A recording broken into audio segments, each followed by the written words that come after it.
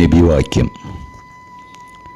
താൻ ഇഷ്ടപ്പെടുന്നത് തൻ്റെ സഹോദരന് വേണ്ടിയും ഇഷ്ടപ്പെടുന്നത് വരെ നിങ്ങളിൽ ഒരാളും ദൈവവിശ്വാസിയാകുകയില്ല.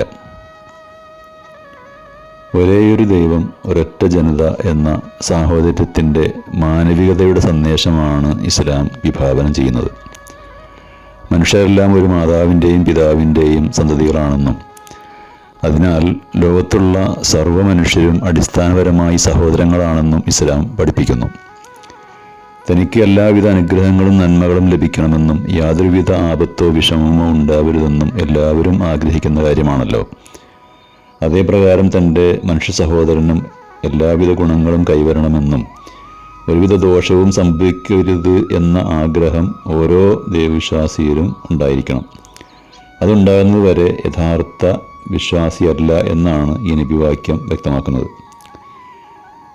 അവനവന ആത്മസുഖത്തിനാചരിക്കുന്നവ അവരന് സുഖത്തിനായി വരണമെന്ന ശ്രീനാരായണ ഗുരുവചനത്തിൻ്റെ പൊരുളും അതുതന്നെയാണ്. താൻ ഇഷ്ടപ്പെടുന്നത് തൻ്റെ സഹോദരനും ഇഷ്ടപ്പെടുന്നിടത്താണ് യഥാർത്ഥ സാഹോദര്യബന്ധം സ്ഥാപിക്കപ്പെടുന്നത്. ഒരിക്കൽ നബി തൻ്റെ ഒരു ശിഷ്യനോട് ചോദിച്ചു, നീ സ്വർഗം ആഗ്രഹിക്കുന്നുണ്ടോ? ശിഷ്യൻ, അതെ, ആഗ്രഹിക്കുന്നുണ്ട്. അപ്പോൾ നബി പറഞ്ഞു, എന്നാൽ നീ ആഗ്രഹിക്കുന്നത് നിന്റെ സഹോദരന് വേണ്ടിയും ആഗ്രഹിക്കണം. മനുഷ്യർ തമ്മിൽ ദേശ, ഭാഷ, വർഗ, വർണ്ണ വ്യത്യാസങ്ങൾക്കതീതമായി ഒരു സാഹോദര്യബന്ധം സ്ഥാപിക്കപ്പെടണമെന്നാണ് ഇസ്ലാം പഠിപ്പിക്കുന്നത്. നബി തിരുമേനി പറയുന്നു, ജനങ്ങളെ അറിയുക, നിശ്ചയം നിങ്ങളുടെ ദൈവം ഏകനാണ്.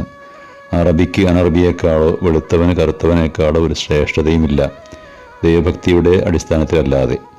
നിങ്ങളിൽ ഏറ്റവും ആദരണീയൻ ഏറ്റവും സൂക്ഷ്മതയുള്ളവനത്രേ. ഒരാളുടെയും നിറമോ വർഗമോ അവനെ ഉന്നതനാക്കുന്നില്ല എന്നും സൃഷ്ടാവിന് മുന്നിൽ എല്ലാ മനുഷ്യരും തുല്യരാണെന്നുമുള്ള മാനവിക സാഹോദര്യത്തിൻ്റെ മഹിതമായ സന്ദേശമാണ് ഇസ്ലാമിക പ്രമാണങ്ങൾ ഉദ്ഘോഷിക്കുന്നത്.